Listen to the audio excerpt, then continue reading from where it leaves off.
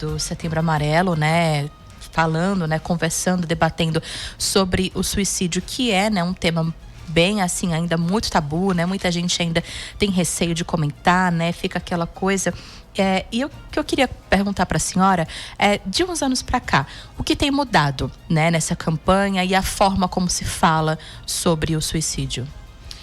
A campanha foi importante porque ela ajudou a tornar pública a importância de debater o suicídio, né? Principalmente o combate ao suicídio, porque o importante é que todo mundo compreenda o seguinte: durante a campanha, nós estamos tentando combater o suicídio. Combater o suicídio seria justamente tratar o adoecimento mental que leva as pessoas a cometerem o suicídio, né? Então, essa campanha vem despertar para a saúde mental. Então, isso foi muito importante. O que é triste ainda é perceber que, principalmente no Brasil, alguns números vêm aumentando, principalmente números de suicídio. Quer dizer, não estou dizendo que a campanha foi falha. Eu estou dizendo que algumas pessoas ainda, ou tantas pessoas ainda, deixam de buscar ajuda.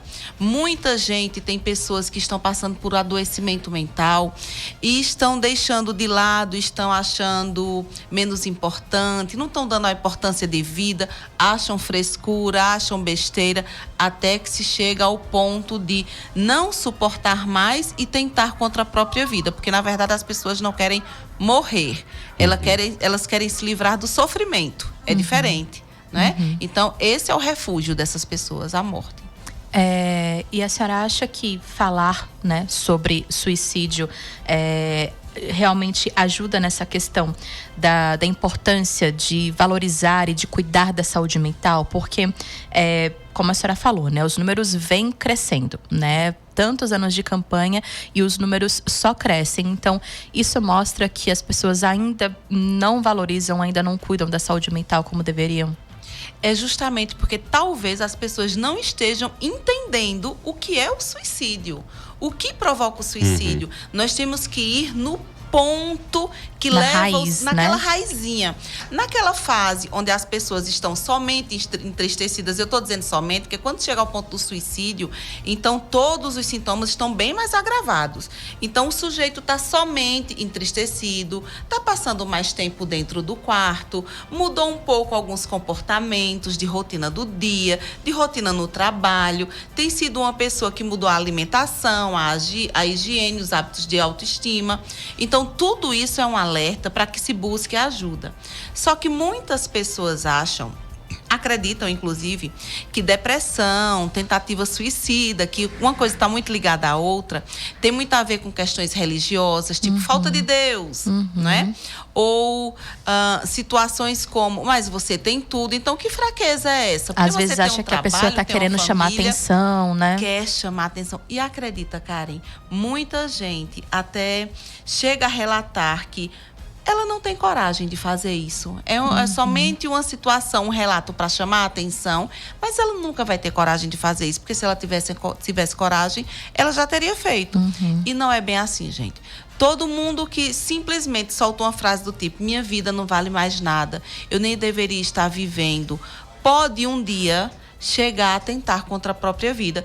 E por que nós vamos esperar um fechamento desse para acreditar em tanto pedido de socorro? Porque eu considero isso um pedido de socorro, né? Às vezes as pessoas não sabem dizer, eu estou me sentindo triste por determinada situação, estou me sentindo triste porque eu não consigo fazer determinadas coisas.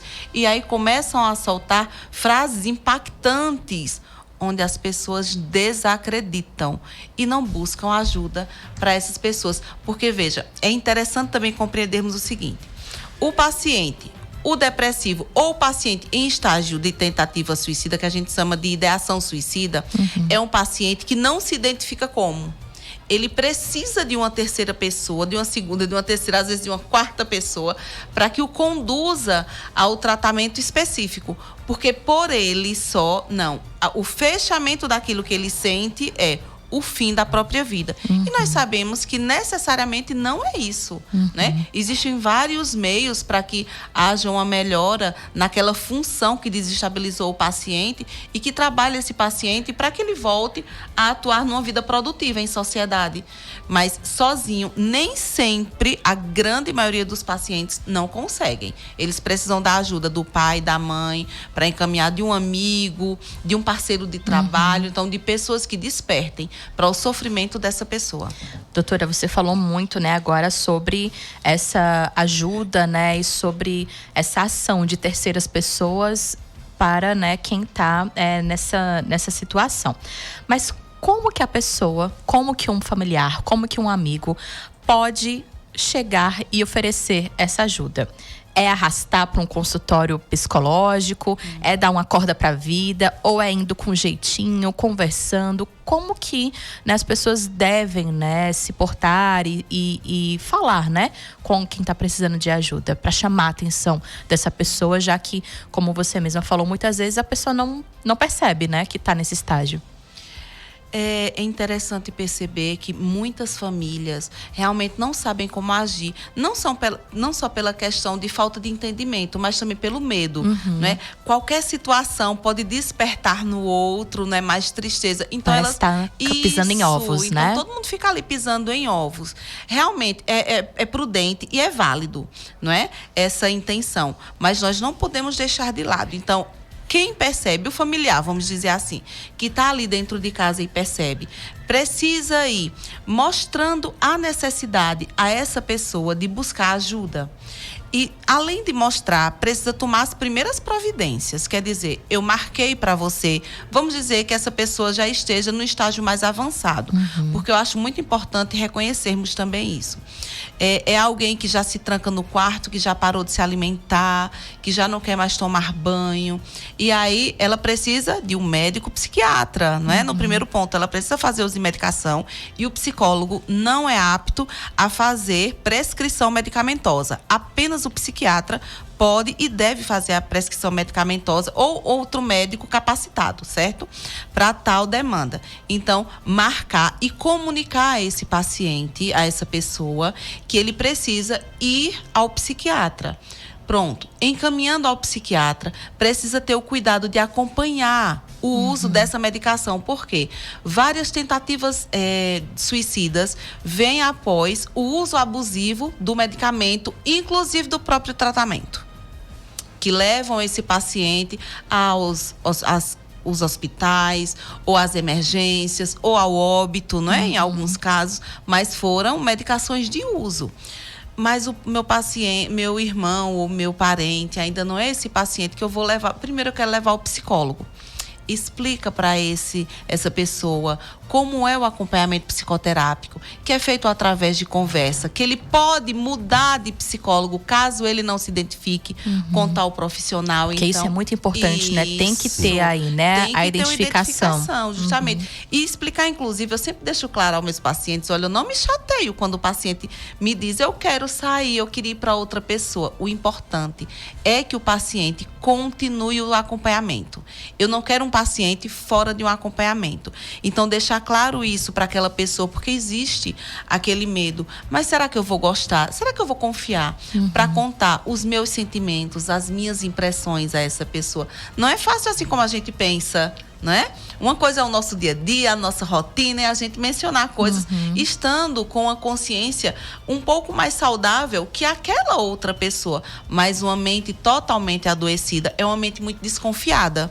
Então, é preciso gerar primeiro uma confiança. Então, deixá-la passar por 1, 2, 3 psicólogos não tem problema. O importante é que essa pessoa consiga encontrar alguém de confiança que faça o acompanhamento devido. Só uma ressalva. No acompanhamento psicoterápico do paciente ou ansioso ou depressivo ou de tentativa suicida, né, de ideação suicida, é muito comum encontrar resistência. Isso quer dizer que nem sempre é a falta de identificação com o profissional, é porque realmente ele só está conseguindo identificar o lado negativo da vida. E por mais que o profissional tente trabalhar, não é, o lado oposto, né, veja pelo lado positivo, vamos pensar, crescendo sua vida, ele continua preso por um tempo. Então, a insistência se faz presente, certo? Que o paciente seja motivado insistentemente a ir às psicoterapias, porque não é fácil se manter na psicoterapia nessa fase. Isso ouvindo atentamente aqui as palavras, né, da doutora Ana Estevão, como é importante, né, a gente colocar para as pessoas que não se deve colocar um assunto desse para debaixo do tapete, né? Como do início da entrevista deixou bem claro isso. As pessoas têm que acabar com essa história de que não se pode falar de suicídio, que você vai atrair, né, a ideia suicida. Na verdade, isso não vai atrair, né? Se a gente não discutir essa questão, vai toda vez acontecer isso, né? Só vai vir à tona a discussão quando alguém próximo da gente comete, né, um suicídio desse que acaba uma família, né, e desestrutura toda uma família. Isso é importante colocar. E não não é fraqueza de ninguém procurar ajuda. Acho que é outra coisa que as pessoas têm que levar em consideração. Você chegar aí para uma terapia com a psicóloga, não é que você está fraco, né? Fraquejou como pessoa. Na verdade, não. Você está tendo até força de vontade porque você identificou o seu problema e você está tentando buscar ajuda.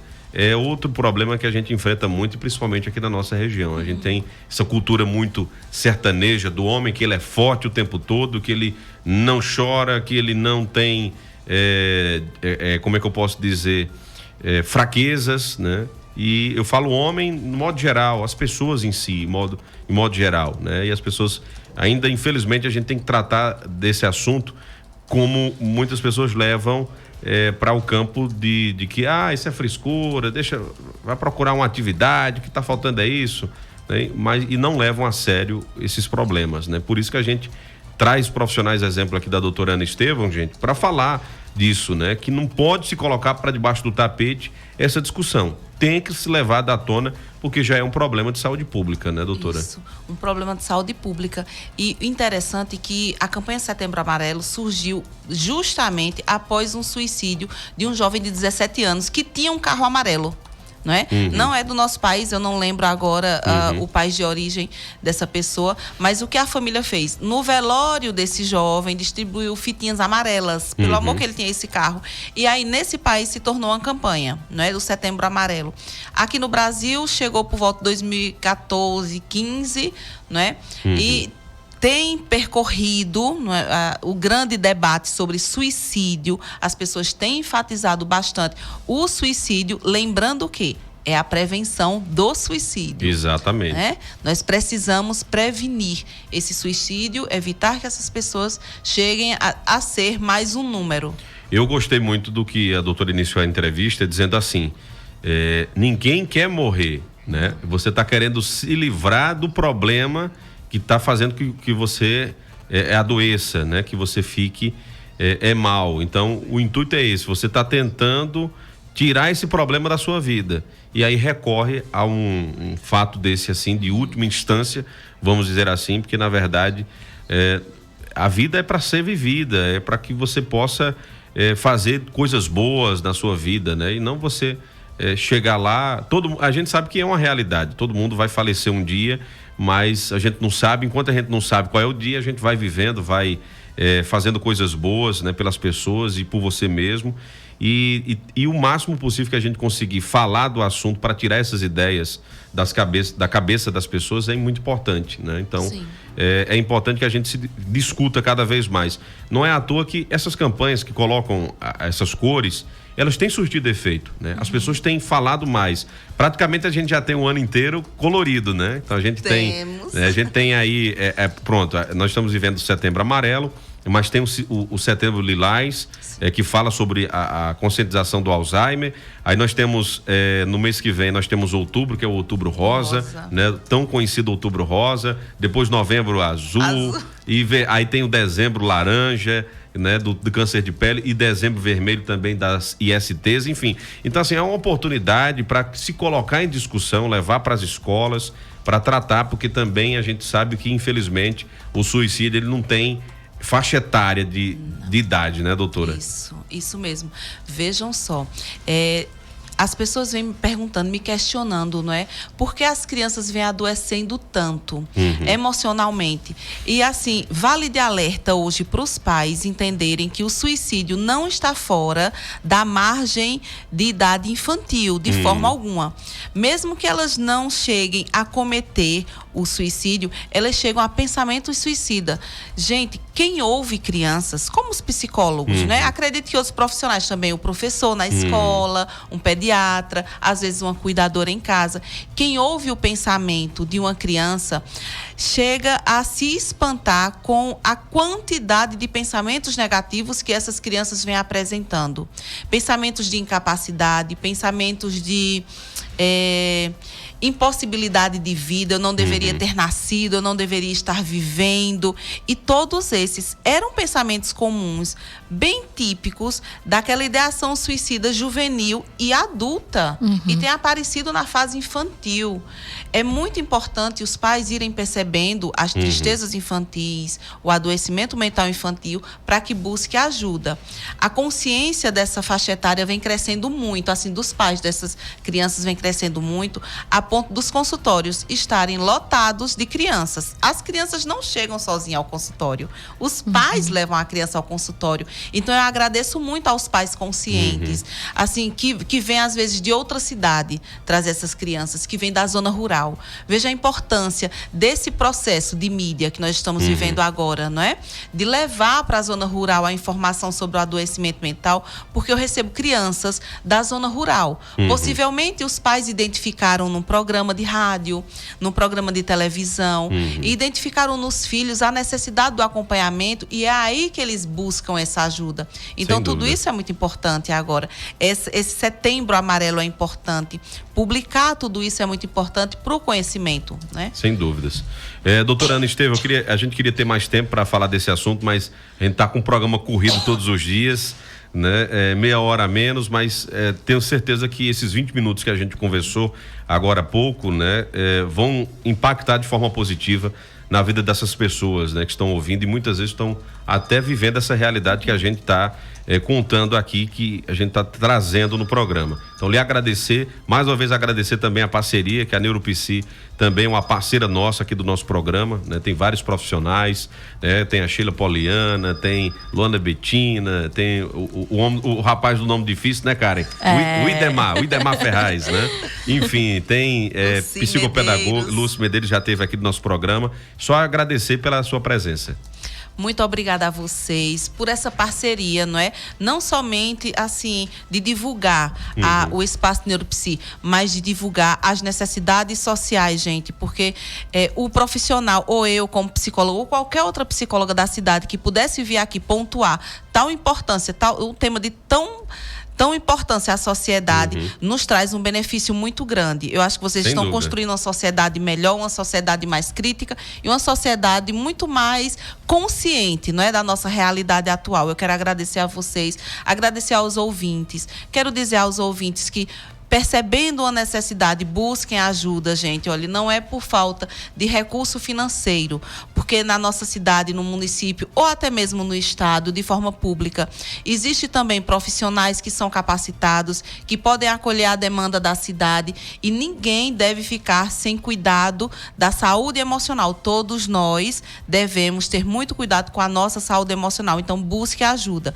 Não deixe essas questões, tipo, a minha questão financeira me impede de buscar ajuda, fazer com que você chegue, ou que você tenha um parente que chegue ao suicídio. Busque ajuda para essa pessoa. E Sem seja dúvida. agora. Muito Obrigada, doutora Ana.